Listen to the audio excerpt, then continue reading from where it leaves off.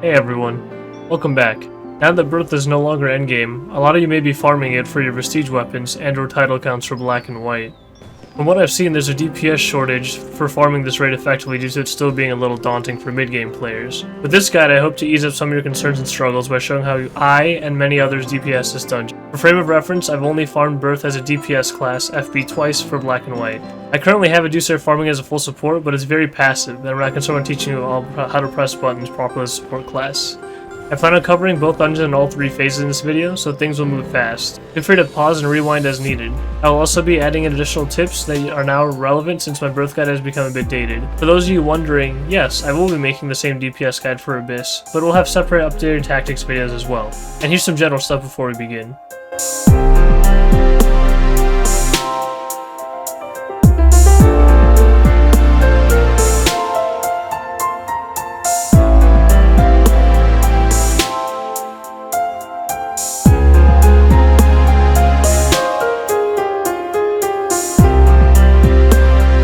No more stalling, let's get into 15.5 Savage White Ghost Castle. This dungeon has a lot more opportunity for debuffers to work against it since there's much less hyper armor than 15.6. If you're farming this dungeon, I highly recommend taking debuffers in your party for easier DPSing. Nowadays, you should have the entire party go blue assuming you can burst the boss under 30 seconds and have a consistent debuff cleanser before the defense increase takes place. If you know you can't do that, then send your least useful buffer to the red side to tank it. This phase should not incorporate any other patterns, and as such there are no additional tips. The only thing worth talking about is knowing your class's DPS skill sweet spots. You can push the boss to the corner if needed like a Journey winner, or have him sit center and focus your positioning around it. Make sure you or your party is throwing winds when possible as a super debuffable boss. Feel free to have your freezers and petrifiers go nuts on freezing and petrifying whenever they want. It doesn't matter here aside from making sure the boss is in the right spot for your own DPS. Now on to phase 2. One key thing to note here is that the boss here shares his freeze and petrify counts between both phases. If those terms aren't familiar to you, please watch File's Guide and Freezing linked in the description below. That being said, make sure supports do not use their petrify or freeze in part 1 of this phase, aka before 150 bars. DPS is normal otherwise, and try to be quick so he doesn't jump away and worse, do his tornado attack. At 240 bars, he will always come down and stop to go into hyper armor temporarily, cleansing himself of all debuffs, and possibly jumping in the air. Like I said in my original video, be cautious of your own armor here as it can cause a party wipe if it lasts too long. Once you get back up top, go to the center platform, and nowadays it's mostly up to luck if you stand there after coming down again. This is when your freezers and petrifiers want to use their counts. Chain freezing here will allow you to get ample time to burst him right as he lands. Just be aware of your own positioning as this is mostly on a small platform. He will then likely do his whirlwinds on the corners, and he no longer comes back to the center after he finishes his pattern. Because of this, try to let him walk towards the center assuming he doesn't jump if you need for DPS skills. There isn't much else to talk about for tips on this phase, so let's move on. Be sure to take off Headhunter before moving on to the next phase. This phase is very easy relative to the first two, as there are no real mechanics to worry about other than the occasional head bomb. Make sure you use winds and debuffs on the cores as they never enter hyper armor and just whack away at it and the time bomb together. I like to position between the two with larger shields, but you may need to improvise and prioritize differently based on your class comp and setup. Be sure to have SOT and res title at the ready in case of a time bomb detonation. Repeat this process until you get to the final segment.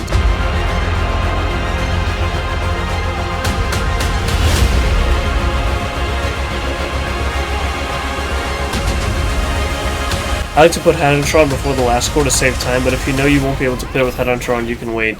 Be sure to have Drain ready here. Any stage is fine, they do good chunks regardless, but obviously Unique is the best. Honestly, if you can't clear the last time bomb with Drains, then you may need to rework your gear to get better prepared. Once the last time bomb is destroyed, Ivan will lower down from the center. You can debuff him and hit him while he's lowering, and once the bomb is destroyed.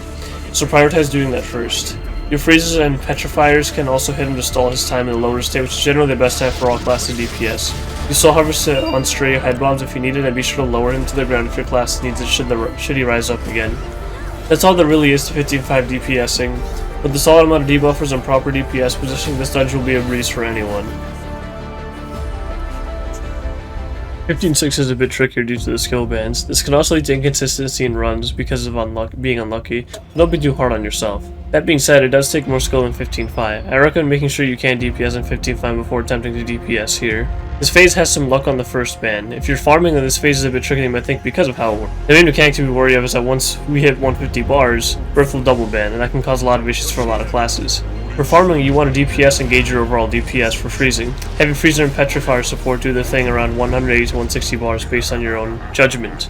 You need to nuke him to 150 once they freeze him. If you can freeze Berthe and hold him frozen past 150, bans are cleared and he won't immediately double howl. Once this happens, do your best to burst him down to 0 before he does any bans, as all bans past 150 are default doubled. If you're looking to move super fast like me, then there's a freeze method that works with only long freezes and high bursts. Have your supports freeze when you start the dungeon and burst it all the way to 0.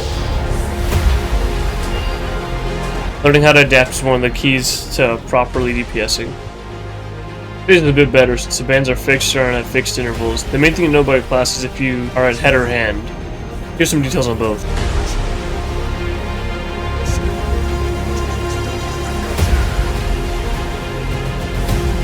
If you're watching this, you probably know where you belong, but if you don't, figure it out before you go in. What you want to do is make sure you have either burst skills or lingering hitboxes at the ready for each howl to skip it. If you have neither, make sure you have a blocker at the ready or a resurrection effect.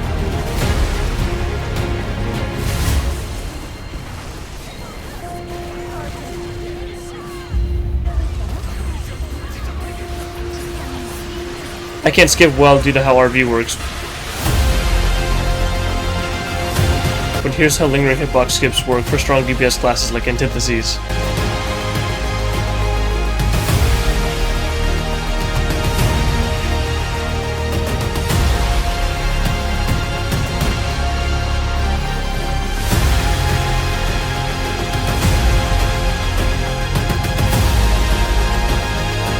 When you fail to skip multiple times, make sure the party knows what to do. Usually you wait for a swipe or an action to let your blocker prepare and or attempt another skip. Be extra cautious as people may get flooding around, you may be losing buffs without any armor. This phase is the trickiest, so you may want to practice in normal clear parties and adjust your buffers to what you need or understand what you can live without.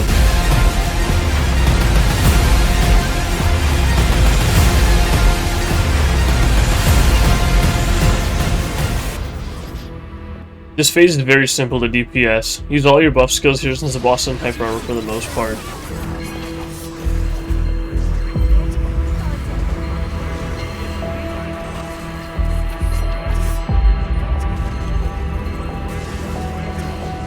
All you should worry about is avoiding the orbs that Annihilator throws, as the white orbs lower your attack power.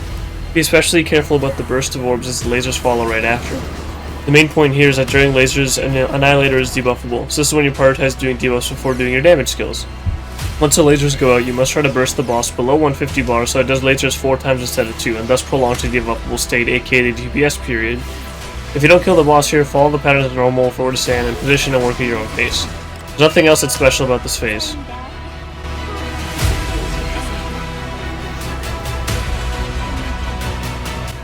And that about sums it up. Feel free to leave comments on things I missed, any feedback you have, etc. Other than that, have a good one.